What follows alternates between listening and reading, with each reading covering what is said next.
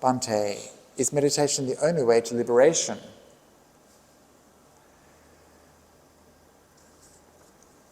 The Buddha said that to get to the heartwood of a tree, you need to go through the softwood. He said, all beings that have been liberated have gone through the same path. And so that path is the Noble Eightfold Path, and that is not just meditation, but ethics, livelihood, developing wisdom. But meditation is a key part of that path, and we need meditation to see clearly into the nature of reality, to develop the sharp mind that can see clearly. And so meditation is an essential part of the liberation process. But it's not the only part.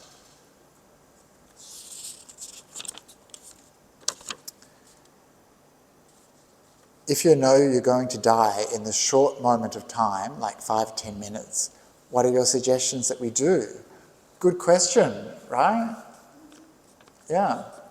I mean, this is actually not far-fetched at all. It could be that you have been involved in a car accident, or that you've been bitten by a snake, or that you're having a heart attack. So what should you do? So you should compose your mind. There's some good suttas about this. The Girimanda Sutta and the Bojjhanga Sutta. Girimanda and many suttas where disciples of the Buddha were sick or dying, and where they were given instructions to focus on things like not self, and develop different stages of meditation. However, for us, we might just want to compose the mind and use these last few moments to reflect upon our good qualities, which is something I mentioned before, to help inspire the mind. Perhaps, I don't know, perhaps on your deathbed you will suddenly, develop satipatthana, and you will develop liberating insight, who knows. But if you haven't been trained to do that, if you haven't trained in that, then it's not likely that suddenly you're going to become a great meditator at the end. Although in the suttas we see examples of this, of beings who weren't quite there yet, but who in their final moments made that leap to enlightenment. So there's hope for us yet, but those disciples were already quite well attained and highly trained. So I'd say in your final moments, you want to make peace with the past, with what's gone before. You want to let go, really let go of all that stuff in your life, family, friends, career, problems, regrets, mistakes, all of that stuff. You're going to need to let it go. You're going to have to let it go anyway, but you need to stop holding on, because things are changing and they no longer matter. Maybe they never really mattered in the way that we think they did matter. So you need to let go. That's why we practice letting go. That's why when you hear teachers, good teachers say, let go, they're preparing you for that moment where you have to let go. Let go of everything. Let go of this body. Let go of this idea of me. And so you need to let go, and then I would suggest, if that doesn't, that should do something in your final moments. That should really open up your meditation practice. You could also inspire the mind by remembering all your good actions, your generosity, your kindness, your learning. You might even do some chanting. And that will help also inspire the mind. What would you do, Bhante? You've got 5 minutes to live. Meditate, yeah. And the interesting thing about the dying process is that it's the mind is starting to separate from its bodily prison. And when we hear things like, you know, people having these near-death experiences, or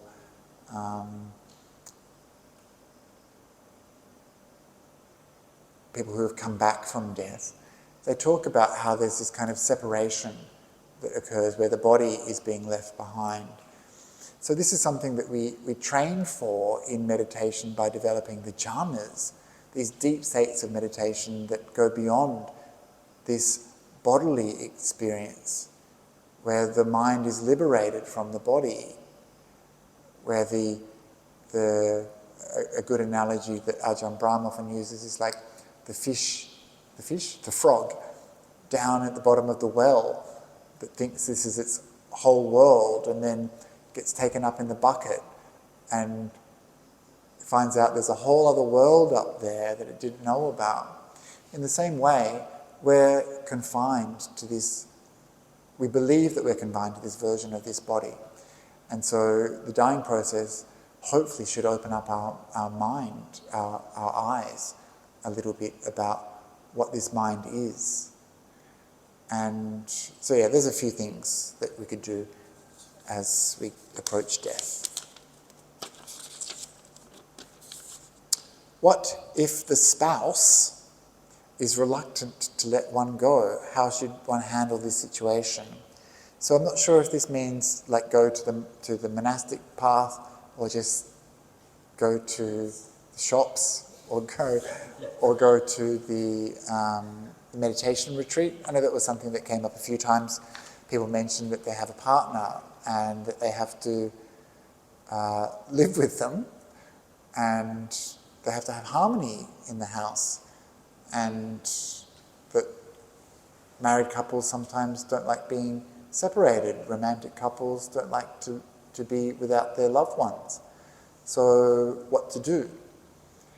So if your relationship is excessively controlling, then it's not healthy.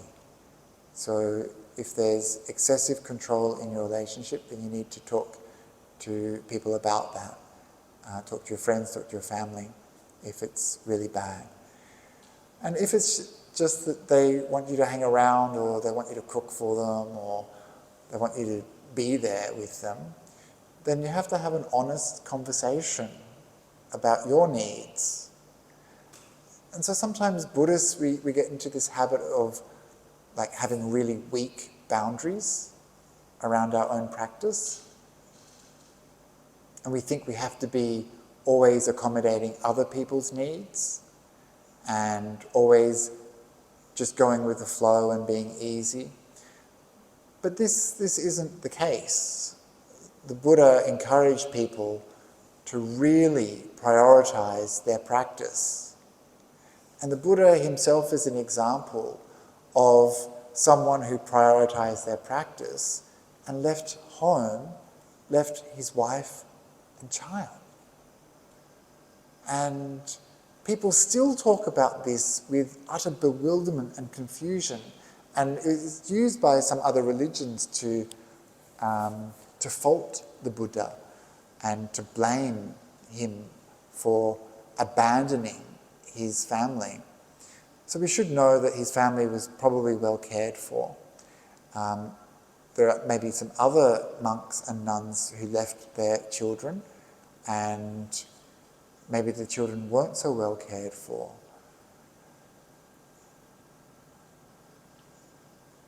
So who knows? There was one story that I can't fully remember. I think it was a man and a woman who were both keen to ordain. I'm not sure where this story comes from, but I think it's from the Jatakas, and I remember Bhante Sujato telling it. And they were both keen to ordain, but they had children. And so they're like, oh, one of us has to stay behind. Which one of us will it be? And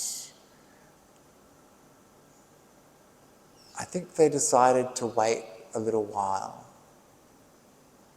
Is that right? And then the woman says, look, I need to go out and get some food to feed the kids. And she disappears. She just does a runner. They had this agreement, and she was like, whatever, see ya. And she left. And she left him with the kids, to look after the kids.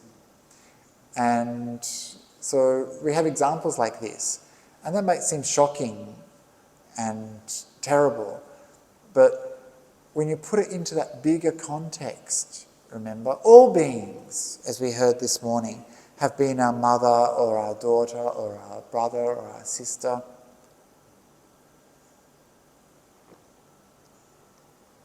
So no one's special. But we see it in this bigger picture, and we see this suffering in a bigger picture. We see the desire for liberation come out of that view, that larger view. And so that outweighs the responsibilities that you might have in this life. Your larger responsibility is to yourself and to your own spiritual growth. So that's kind of the Buddhist position. But when it comes to just like, you don't want to be saying, well, I'm like the Buddha, so I'm going, You still have to have relationships with these people, right? Unless you're really going. And we feel this responsibility quite keenly sometimes. It's like hooks that people put into you and they kind of pull you towards them. And, maybe they guilt you or they make you feel bad. So you need to have an honest conversation with your partner about prioritizing your spiritual practice. And you need to let them know how important it is for you to do things like go on retreat. And that you've been looking after them and caring for them, and you still care for them, but you need to go away and do your practice. And that your practice will actually benefit your relationship. Because when you come back, you're feeling good, you're feeling calm and clear, you're less reactive, there'll be fewer fights. And we all need our private time and our private space to have our own adventures. And often when we come back and reconnect with people after an absence, they say the heart grows fonder. And so it's really nice, you're happy to see them again. And sometimes space is really important in a relationship. So don't feel like you have to suffer in silence. You just need to have an honest conversation. And you're not asking for permission. You're letting them know that this is what you're doing. And if you need to make arrangements to care for grandchildren or children or other people, you can do that. It's manageable. So that's what I would say. See you on the next retreat. Good evening. May I ask how one can overcome compassion fatigue and recover? How one can overcome and recover from compassion fatigue? So compassion fatigue is this word that's been coined where we care too much about the world and other people's suffering, and then we become exhausted, depleted, because there's so much suffering and it's a big world. So in the Buddhist context, this is a bit of a funny thing, because when we talk about metta, love, karuna, compassion, mudita, empathetic joy, and upekkha, equanimity, we talk about them in the unlimited way that these are boundless states, that they are not limited in any way. They're immeasurable. And so there's no end to love. There's no end to compassion. However, our capacity is what is limited. So we need to understand our capacity to love and have compassion. So sometimes we'll need to prioritize our own needs out of love and compassion for ourselves. We need to prioritize our downtime and our rejuvenation time, where we restore our connection to other living beings in solitude and privacy. That's where we develop the capacity to engage with others when they're suffering. And so if you're someone who is in the role of a carer, or if you are doing community work, charity work, it's okay to have a break. You're not indispensable. And if you don't have that break, then you may not be able to continue that work. You'll become bitter, resentful. You'll become passive-aggressive when you're doing this kind work. And so you have to watch out for that. So it's much better to take a step back, to restore yourself, and to remind yourself of care, and to do what you would advise other people to do, right? If you saw someone that was doing too much or trying too hard, you'd tell them, hey, chill out, take a step back, relax, go get a massage, look after yourself. So do that for yourself. Because when we're feeling this burnout, it's impossible for us to help others. We need to help ourselves first, and then we can help others. Put the oxygen mask on yourself first, and then help others. So that's how you've got to think about it. Yes?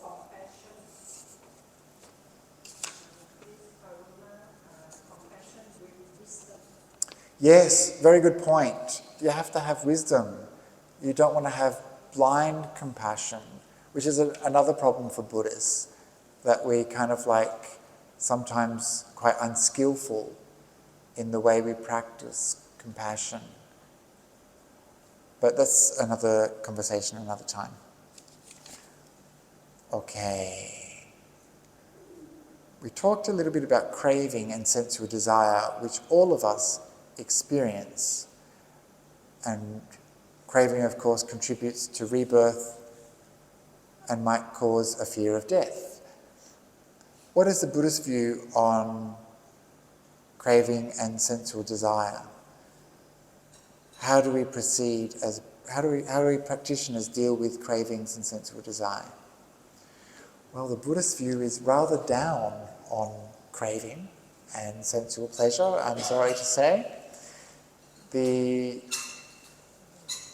craving for rebirth is one of the things that keeps us stuck in samsara. And so that's not a good thing. And craving for sense, just do it, Jacob, just do it. Just open it. Rip that Band-Aid off. And craving for sensual pleasures is the same thing. So there's 3 types of craving that keep us mired in samsara. Okay, kama tanha, which is craving for sensual pleasures, craving for ongoing existence, and vibhava tanha, and which is craving for to not exist, and it's this craving which leads to rebirth, and which is the cause of us wandering about in various realms. And it's this craving mixed with sensual pleasure and delight that causes us to be stuck here in samsara. So the Buddhist view is rather down on things like sensual craving and sensual pleasures and craving. And these, of course, are listed in various categories of defilement, such as sensual craving, sensual desire, is one of the 5 hindrances. It's one of the fetters, the samyojanas, and craving for bodies, some of the higher fetters, either fine material body or a form body. These are some of the higher level samyojanas that are abandoned by various stages of enlightened beings. And so these things come up all the time in our practice, like our whole world is sensual desire, our whole world is craving. And so sometimes it's very difficult to imagine what it would be like to not have that there. And sometimes we get a glimpse of it in our meditation practice, actually, where we are not experiencing any sensual stimulation, we're not wanting anything, we're not desiring anything, we're just experiencing calm, peace, contentment. And that can be incredibly sweet and blissful. And we learn as we meditate that all of those sensual pleasures, so insubstantial, so ephemeral, and so much work, but we can get happiness not from those things, but rather from an internal source, which is not reliant upon any of those sensual pleasures, any of that craving for those things, that there's a happiness that we can find within ourselves. And so that's how we train. We train to see the drawbacks of sensual pleasures, the drawbacks of craving, and we train to see where there's an escape from that. So that's a very brief comment.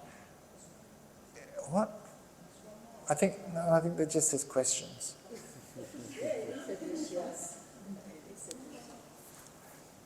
It is a question?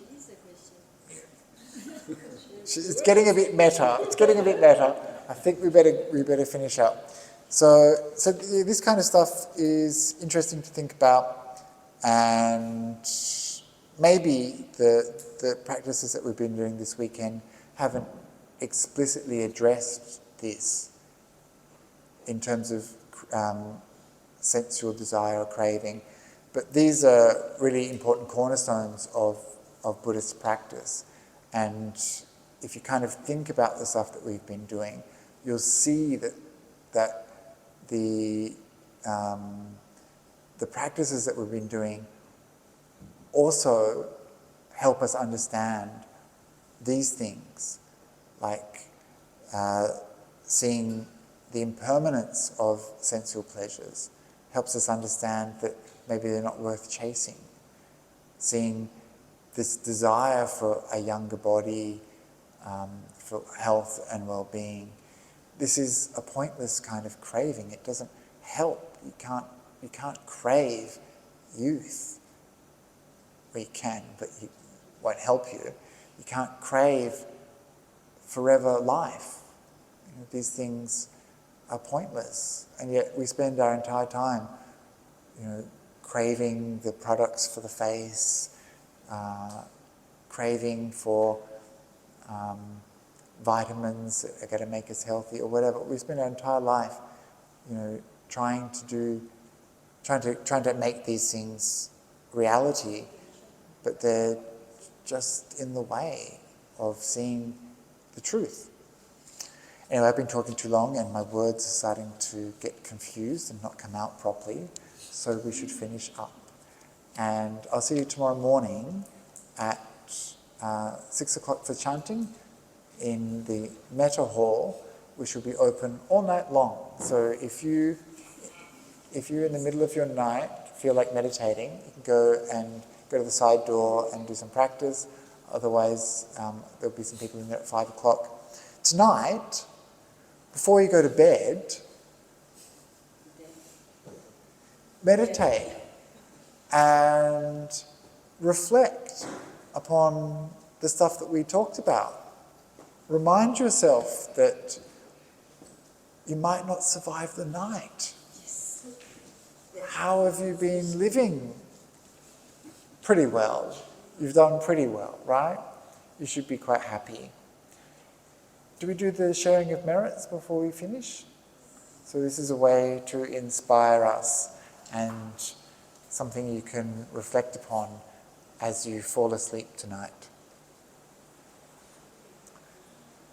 So we've collected so many merits today, right? So much. It overflows. And we can't keep this goodness to ourselves. We have to share it. And so we dedicate this merit from all the good actions we've done to all living beings. We chant these words together. Idam me nyati nyam hotu sukhita hontu nyateyo. Idam me nyati nyam hotu sukhita hontu nyateyo. Idam me nyati nyam hotu sukhita hontu nyateyo. Sadhu, sadhu, sadhu. So for those who don't know, sadhu just means awesome, good, well done. And so now we pay respects to the Triple Gem.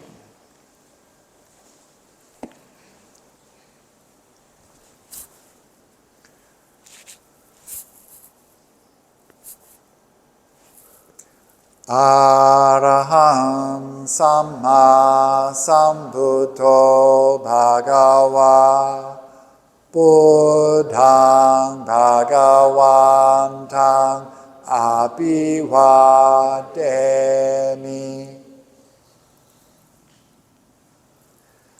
Swakato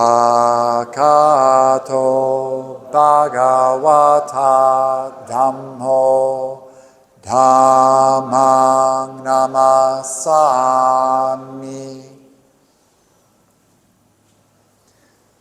Supatipano Bhagavato Sāvaka Sangho Sanghang Namami.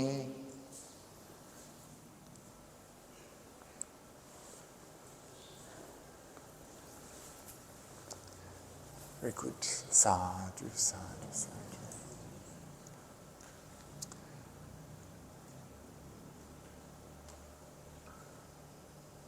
So see you tomorrow morning, bright and early. Have a good night. Stay alive.